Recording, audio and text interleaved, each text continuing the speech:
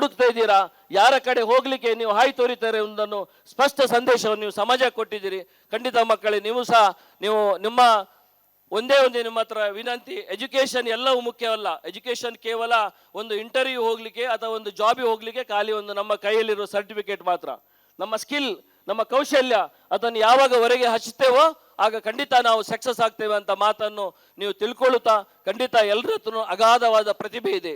ಎಲ್ರಿಗೂ ನಮಸ್ಕರಿಸುತ್ತಾ, ನಾವು ನಂಬಿದ ದೇವರನ್ನು ಮನಸಾರೆನಿಸುತ್ತಾ, ಸಮಾರಂಭದಲ್ಲಿ ಉಪಸ್ಥಿತರಿರುವ ಕಾರ್ಯಕ್ರಮದ ಅಧ್ಯಕ್ಷರು, ಸಂಸ್ಥಾಪಕರೊಬ್ಬರಾಗಿರುವ ಅಶ್ವಥ್ ಅವರೇ, ಅದೇ ರೀತಿ ಇಂದು ಕಾರ್ಯಕ್ರಮವನ್ನು ಉದ್ಘಾಟಿಸಿದ ದೇಶ ಕಂಡ ಶ್ರೇಷ್ಠ ರಾಜಕಾರಣಿ, ನಮ್ಮೆಲ್ಲರ ಮಾರ್ಗದರ್ಶಕರು, ನಮ್ಮ ರಾಜ್ಯದ ಮಾಜಿ ಮುಖ್ಯಮಂತ್ರಿಗಳು, ಕಾರ್ಕಳದ ಕೀರ್ತಿಯನ್ನು ರಾಜಕೀಯದಲ್ಲಿ ಬಾನೆತ್ತರಕ್ಕೇರಿಸಿದ ಗೌರವಾನ್ವಿತ ವೀರಪ್ಪ ಮೊಯ್ಲಿಯವರೇ, ಅದೇ ರೀತಿ ವೇದಿಕೆಯಲ್ಲಿ ಉಪಸ್ಥಿತಿರುವ ಶ್ರೇಷ್ಠ ಒಬ್ಬ ಸಾಹಿತಿಯಾಗಿರುವ ದುಂಡಿರಾಜ್ ಅವರೇ, ಅವರ ಮಾತನ್ನು ಕೇಳುವ ಅವಕಾಶ ಇವತ್ತು ಇಲ್ಲಿ ಬಂದದ್ದು ಭಾಳ ಸಂತೋಷವಾಯಿತು. ಅವರ ಮಾತಿನಲ್ಲಿ ಒಬ್ಬ ಕವಿ ಅಥವಾ ಸಾಹಿತಿ ಜನರನ್ನು ಎಷ್ಟು ಸಂತೋಷದಲ್ಲಿ ಇಡ್ತಾನಂತೇಳಿ. ಯಾಕಂದರೆ ಮೊಯ್ಲಿಯವರೇ ಮಾತಾಡ್ತಾ ಹೇಳಿದರು, ಭಾರತದಲ್ಲಿ ನಗುವೆ ಮರೀಚಿಕೆಯಾಗಿದೆ, ನಾವು ನಗುವಲ್ಲಿ ಅಥವಾ ಸಂತೋಷದಲ್ಲಿ ಭಾಳ ಹಿಂದೆ ಇದ್ದೇವೆ ಅಂತ.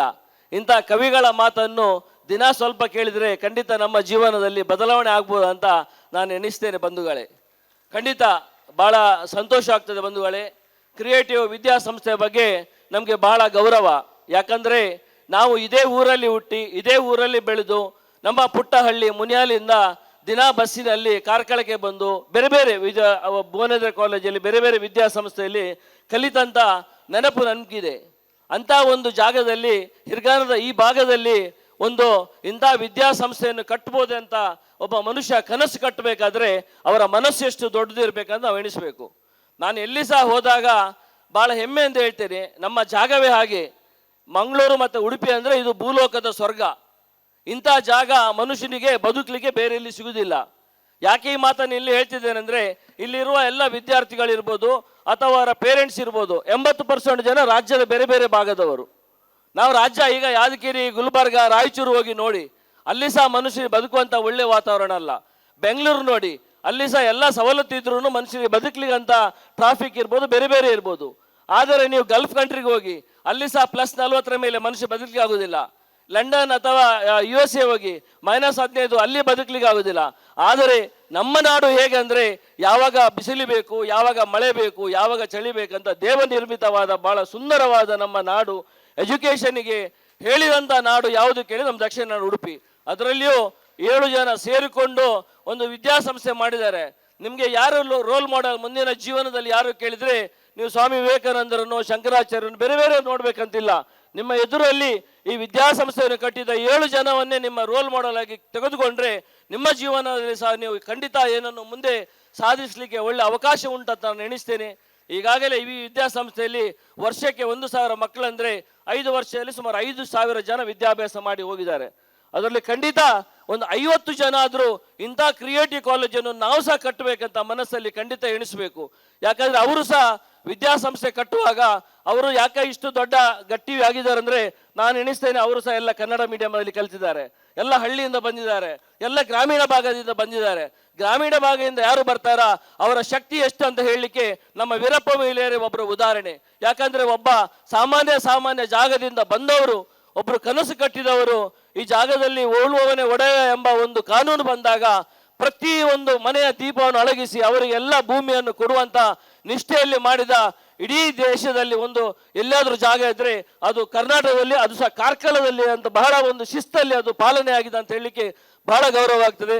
ಇಂದು ಕೇಂದ್ರದ ಮಂತ್ರಿಯಾಗಿ, ಇಲ್ಲಿಯ ನಮ್ಮ ರಾಜ್ಯದ ಮುಖ್ಯಮಂತ್ರಿಯಾಗಿ ಇಷ್ಟೊಂದು ಇಳಿ ವಯಸ್ಸಿನಲ್ಲಿಯೂ ಇಷ್ಟೊಂದು ಶಕ್ತಿಭರಿತವಾಗಿ ಅಥವಾ ಇಷ್ಟೊಂದು ಉಲ್ಲಾಸದಿಂದ ಅವರು ಮಾತಾಡ್ತಾರಂದರೆ ಅವನ ಜೀವನದ ಗುಟ್ಟು ಏನಂತ ಎಲ್ಲ ನಮಗೆ ತಿಳಿಯಪಡಿಸಿದ್ರು.